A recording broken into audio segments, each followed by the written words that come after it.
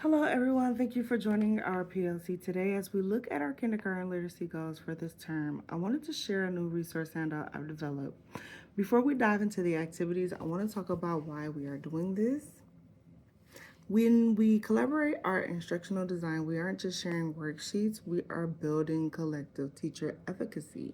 According to Goddard, and Shannon Moran, 2007, When teachers work together to design instruction, student achievement increases because we are better equipped to address specific learning needs. By pooling our expertise, we ensure that our tasks are meaningful and that no student falls through the cracks, whether they need extra support or mastery challenge. So, the first component that we focus on in the first section is phonemic awareness. We know that before students can read, they must learn how to hear. The primary activity here is sound hopscotch, where students jump into squares as they hear individual sounds in a word. This supports learning by connecting auditory processing with kinesthetic movement. It's perfect for our high energy learners to build on this. We have syllable clapping, which focuses on segmenting larger word parts. This aligns with Liberman's research in 1974, which reminds us that mastering syllables is the essential staircase that leads students to eventually hearing individual phonemes. Our second component is phonics, where we bridge the gap between sounds and letters. The first, the first strategy is multisensory sand tracing, based on the work of Birch and Carricker, 2018. Engaging the sense of touch while saying a sound helps anchor that letter sound correspondence in a child's long term memory. The second activity is CVC word building with magnetic layers. Here, students practice blending on onset like B with a rhyme like AT to make bat.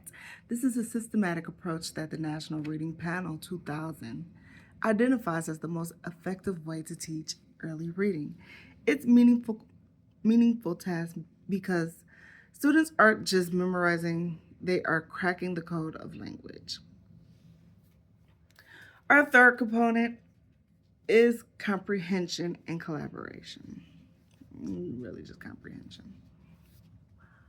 For our kinders, this is all about making meaning from what they see and hear. We use picture walks to teach students how to predict based on illustrations, which aligns with Duke and Pearson's 2002 research on explicit comprehension strategies. I've also included two collaborative opportunities to promote student engagement. For example, in our sciences prediction activity, students work in pairs to discuss if an object will sink or float, which is one of my favorites, by the way. This is a cross curricular tied to science.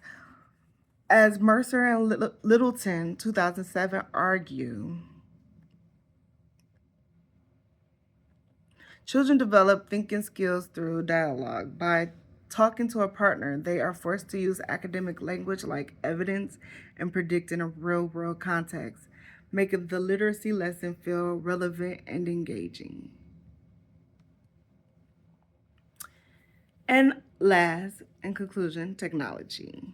To wrap this up, the handout includes mastery extensions for our advanced learners and technology integration section. I suggest using tools like Seesaw so students can record themselves explaining their work.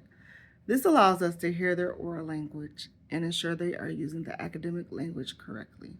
By sharing these resources, we ensure our instruction is consistent, evidence based, and inclusive.